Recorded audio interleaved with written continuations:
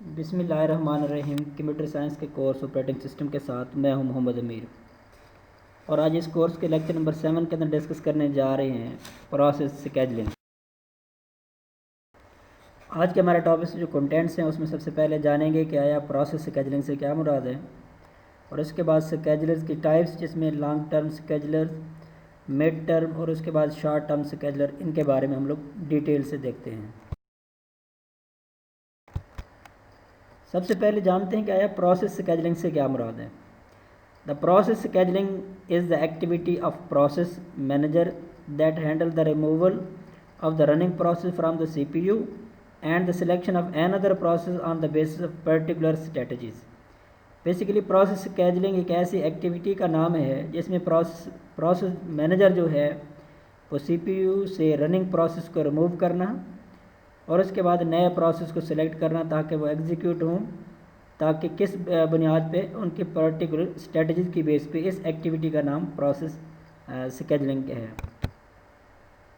Scheduler in operating system are the process which decide which task and process should be accessed and run at what time by the system resources।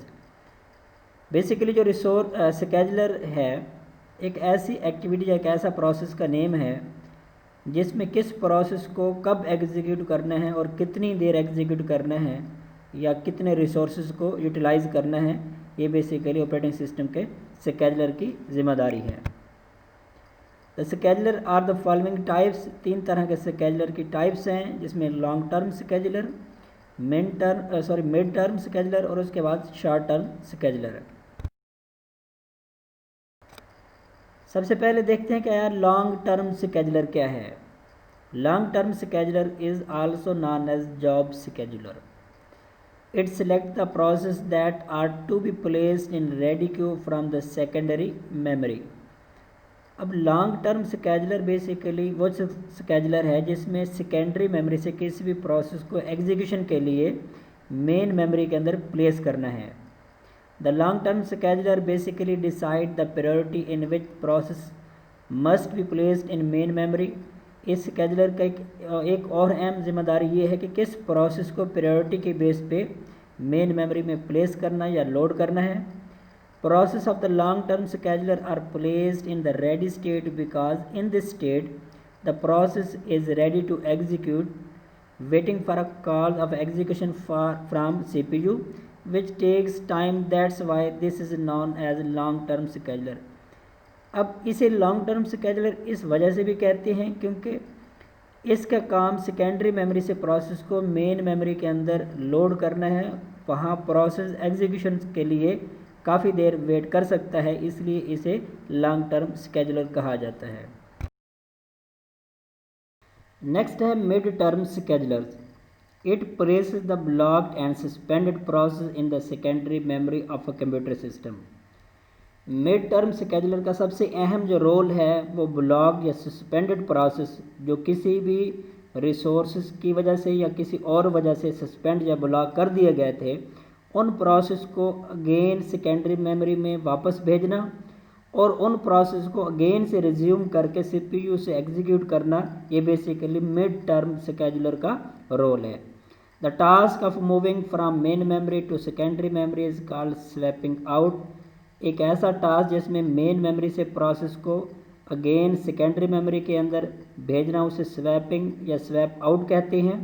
The task of moving back a swapped out process from the secondary memory to main memory is known as swapping in। और उस process को secondary memory से again main memory के अंदर place करना या load करने के प्रोसेस को स्वैपिंग इन कहा जाता है और ओवरऑल इस कंसेप्ट को स्वैपिंग कहा जाता है। The swapping of process is perform to ensure the best utilisation of main memory. अब बेसिकली जो स्वैपिंग की जाती है वो मेन मेमोरी या डिफरेंट जो रिसोर्सेज हैं उसकी बेस्ट यूटिलाइजेशन के लिए किया जाता है। बेसिकली कि जब भी कोई प्रोसेस मेन मेमोरी में वेट कर रहा होता है किसी रिसोर्स के लिए और वो रिसोर्स बिजी होता है, तो उस मेन मेमोरी की उस प्लेस को खाली कराने के लिए या एम्प्टी करवाने के लिए ताकि हायर प्रायोरिटी के लिए वो जगह बन सके, तो उन प्रोसेस को कुछ देर के लिए आर्जी तौर पे सस्पेंड करके सेकेंडरी मेमोरी में भेज दिया जाता है ताकि उसके लिए जो जो सफिशेंट जगह है वो अवेलेबल हो, ताकि सिस्टम या उस मेन मेमोरी की जो यूटिलाइजेशन है उसको बेहतर बनाया जा सके और सिस्टम की परफॉर्मेंस को इंक्रीज़ किया जा सके। The medium term scheduler is responsible for suspending and resuming the process।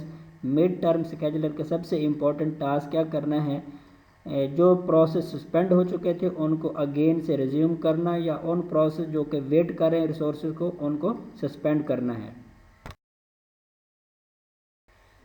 Next है short term scheduler। Short term scheduler is also known as CPU scheduler। इसे CPU scheduler भी कहा जाता है। इट selects one of the jobs from ready queue and dispatch to the CPU for the execution. इसका सबसे जो प्राइमरी रोल है वो क्या करना है, रेडी क्यू से प्रोसेस को CPU के एग्जीक्यूशन के लिए डिस्पैच करना है। A scheduling algorithm is used to select which job is going to be dispatched for execution। इसका सबसे इम्पोर्टेंट जो रोल है वो क्या है, उन प्रोसेस को सेलेक्ट करना जिनकी प्रायोरिटी हाई है, या वो प्रोसेस जिनकी एग्जीक्यूशन की बारी है उसको सेलेक्ट करना। वो बेसिकली शॉर्ट टर्म scheduler का रिस्पॉन्सिबिलिटी है। The job for short term scheduler can be very critical in the sense that if it selects job whose CPU burst time is very high, then all the jobs after that will have to wait in the ready queue for a very long time। सबसे important ये भी role है कि short term scheduler का कि उस job को select करे जिसका टाइम बस टाइम बेसिकली एग्जीक्यूशन टाइम है वो कम हो। अगर CPU की जो बस टाइम है वो बेसिकली अगर शॉर्ट टर्म scheduler उन प्रोसेस को सेलेक्ट कर देता है जिसके एग्जीक्यूशन या बस टाइम ज़्यादा है, तो रेडी क्यू में बहुत सारे प्रोसेस फिर वेट भी करेंगे, क्योंकि जब तक ये प्रोसेस एग्जीक्यूट नहीं होगा तो रिमेनिंग ऑल जो वेटिंग एरिया में प्रोसेस हैं वो वेट करेंगे। This problem is called starvation which में arise if the short term scheduler makes some mistake while selecting the job. अगर इस सिचुएशन में कोई बड़ा प्रोसेस एग्जीक्यूट हो रहा है जिसका बस टाइम ज़्यादा है तो बाकी प्रोसेस वेट करेंगे। इस सिचुएशन को स्टारवेशन कहा जाता है। ये तब होता है कि जब शॉर्ट टर्म scheduler किसी एक ऐसे प्रोसेस को सेलेक्ट कर ले जिसका बस टाइम ज़्यादा है तो बाकी को वेट करना पड़ सकता है। An operating system uses two types of scheduling process execution, preemptive and non preemptive. अब ये प्रिम्पटिव और नॉन प्रिम्पटिव scheduling क्या है इनको भी देखते हैं। प्रिम्पटिव प्रोसेस क्या होता है, इन प्रिम्पटिव scheduling policy a low priority process has to be suspended its execution if high priority process is waiting in the same queue for its execution।